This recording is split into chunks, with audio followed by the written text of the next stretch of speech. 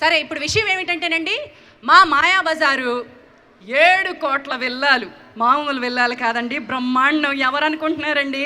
మా స్టారు, మా high star మరి మా అభిషేక్ గారు ఇక్కడ బ్రాండ్ అంబాసిడర్ గా ఉన్నందుకు మేమందరం ఇది కొనుక్కున్నాం అనమాట. వీళ్ళది విల్లా నంబర్ 4, కొంచెం మా విల్లా కంటే చిన్నది, మాది విల్లా నంబర్ 9. లేక మళ్ళీ విస్తారణ ఒకటి.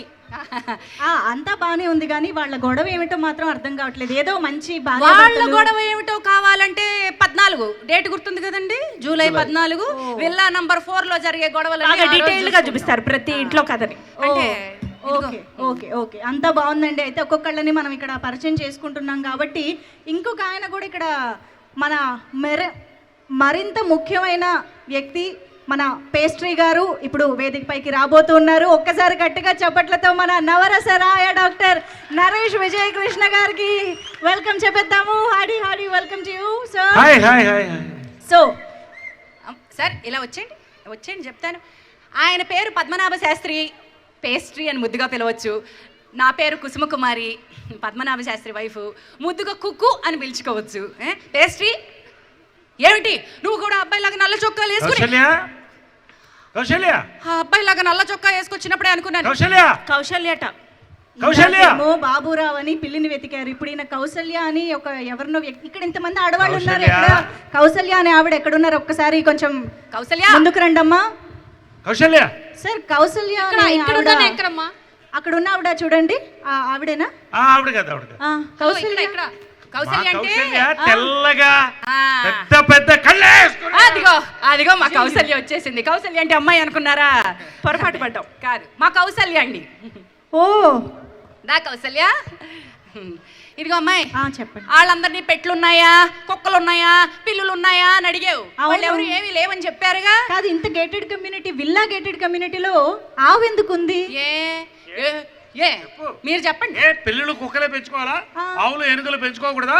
అంటే మరి ఆవులు అంటే కొంచెం మెయింటెనెన్స్ అది కొంచెం. అవునండి, మా ఆయన ఎవరు అనుకుంటున్నావు?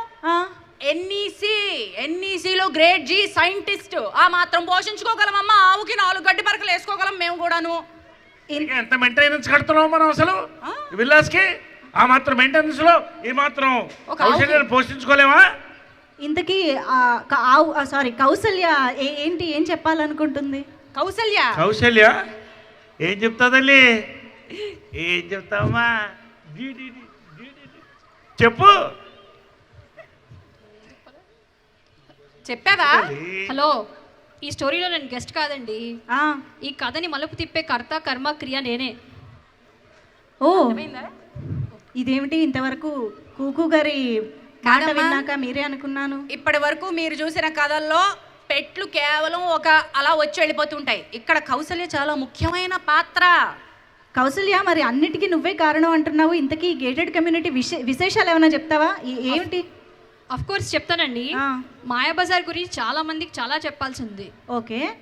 ఇక్కడ ఎంత గోల ఉన్నా అందరూ మా వాళ్ళే. మనలోనే అన్ని ఫీలింగ్స్ ఉంటాయి, అదే మ్యాజిక్ ఇక్కడ. ఎంతైనా పేస్ట్రీ గారి కౌశల్య కదా, అందుకే అఫ్ కోర్స్ అని వాడిని చూసారా? Very educated scientist, nuclear scientist. సరే, సో మీరందరూ ఈ మన మాయాబజార్ని జూలై 4th తప్పకుండా Z5 లో ఎక్స్పీరియన్స్ చేయాలి. అమ్మా తొందరపడద్దు, అసలే నిండు చూలాలు వచ్చారని నీకు. అదేంటి శ్రీమంతమా? శ్రీమంతం చేయాలనుకుంటున్నాం, అప్పుడే తొందరపడద్దమ్మా. ఆవేశపడదు. సో సీమంతానికి అందరినీ పిలుస్తారుగా? తప్పకుండా చిన్న కౌశల్య పుట్టబోతుంది. ఓకే, మరి కౌశల్య ఏమిటి, ఏం చెప్పబోతోంది? మరి మన పేస్ట్రీ గారు ఏం చూపించబోతున్నారు? మాయాబజార్లో ఆ మోనాలిసా పటం ద్వారా ఏం చెప్పాలనుకుంటున్నారు? ఇవన్నీ తెలుసుకోవాలంటే జూలై 14th వరకు వెయిట్ చేయాల్సిందే. కాకపోతే మన మాయాబజార్ రెసిడెంట్స్ అందరూ స్టేజ్ పైనే ఉన్నారు కాబట్టి ముందు ట్రైలర్ చూపించేద్దాం.